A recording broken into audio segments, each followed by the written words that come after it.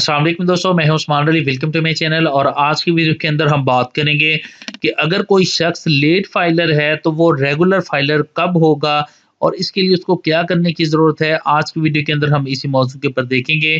तो चलिए स्टार्ट कर लेते हैं। स्टार्ट करने से पहले मैं आपको बताता चलूँ कि अगर आपने अभी तक हमारे यूट्यूब चैनल को सब्सक्राइब नहीं किया है तो यहाँ सब्सक्राइब के बटन के ऊपर क्लिक करके सब्सक्राइब कर लीजिएगा और साथ बेल आइकन को भी दबा दीजिएगा ताकि जब भी हमारी कोई लेटेस्ट वीडियो आए तो उसके नोटिफिकेशन आप तक पहुँचते रहें।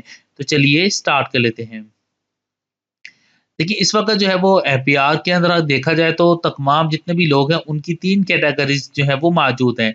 एक तो ऐसे शख्स हैं जो कि जिनका एक्टिव लिखा आ रहा है, तो इस मीन ये एक रेगुलर जो है वो फाइलर हैं और इसमें तमाम के तमाम ये जो है वो एक रेगुलर फाइलर के जो है वो बेनिफिट्स हासिल कर रहे हैं। एंड सेकेंडली दैट है लेट फाइलर। यहाँ पर भी देखें तो लिखा हुआ है एक्टिव, ताहम इसके आगे जो है वो कैटेगरी लिखी आ रही है लेट फाइलर की। तो लेट फाइलर कौन है? ऐसे लोग हैं जो कि अपनी मुकर्ररा वक़्त के ऊपर जिन्होंने टैक्स रिटर्न फ़ाइल नहीं की है, अगर बाद के अंदर वो टैक्स रिटर्न फ़ाइल करते हैं और उसके बाद ₹1000 का जो है वो एक्टिव टैक्स पे लिस्ट का चालान भी जो है वो एटीएल का पे कर देते हैं, तो वो एक्टिव टैक्स पे लिस्ट के अंदर आ जाएँगे, ताहम वो लेट फ़ाइलर होंगे।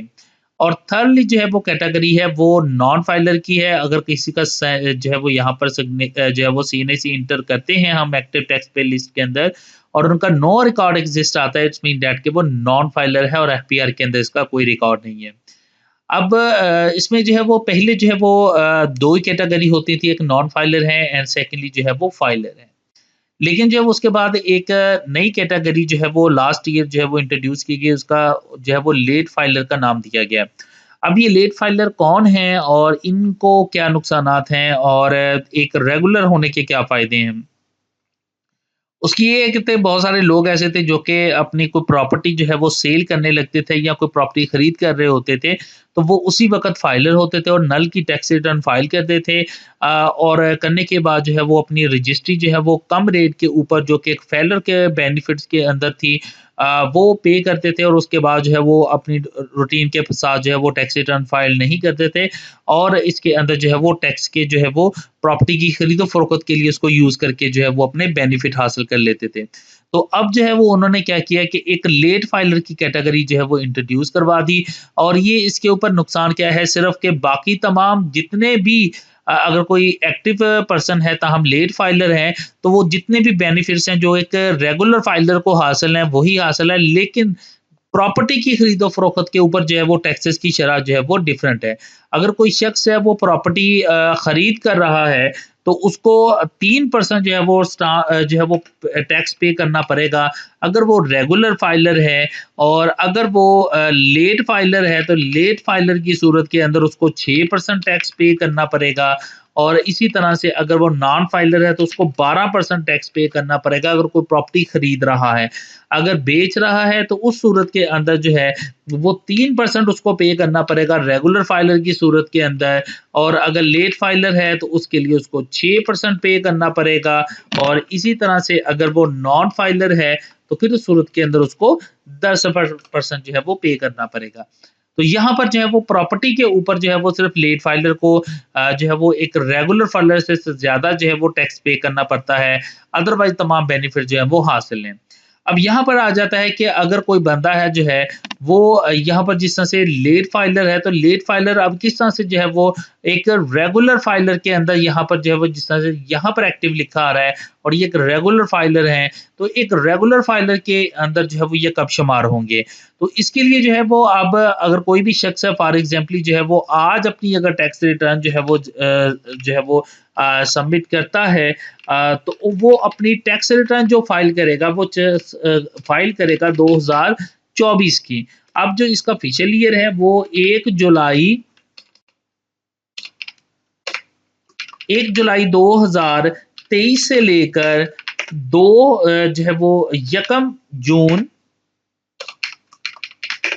2024 तक का है। अब जो है वो इसकी टैक्स रिटर्न जो फाइल हुई है वो फाइल की जाती है 1 जुलाई 2023 से लेकर 1 जून 2024 तक की। अब जो 2025 की टैक्स रिटर्न फाइल होगी वो फाइल होगी 1 जुलाई 2024 से लेकर और 1 जून सॉरी 30 जून